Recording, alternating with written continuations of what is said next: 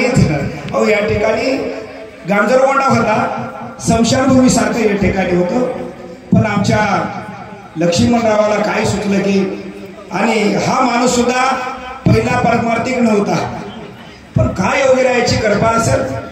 अरे देवाजीच्या मनात येते कोणाचे झाले ना, योगीरायाच्या काय ध्यानी म्हणे आलं। हा माणूस इतका इब्लीस होता कराळे सर, इतका इब्लीस करून काही असणारा विचित्रपणा करायचा, पण त्या माणसाला आज योगी निवृत्तीनाथ महाराजांची कृपा झाली गेली आणि आज त्यांनी साक्षात त्यांच्या या ठिकाणी त्यांनी काय केलं, आपलं मंदिर स्थापना केल्या गेली। खरंच कौतुक करावं तेवढं थोडं आहे। आणि आज आटासाने सायासाने हा योगी निवृत्तीनाथ महाराजांचा सोहळा, समापतीचा हा सोहळा 14 वर्ष थाटामाटाने 14 वर्ष पूर्ण झाले।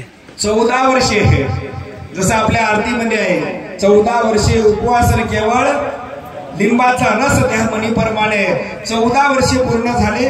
14 वर्षे महाराजांनी लिंबाचा रस पिला, तसा हा सुद्धा या ठिकाणी भक्त मंडळीला महाराजांनी त्यावेळेस रस पिला, ती आज भक्त मंडळीला पिण्यासाठी ठेवलेला आहे।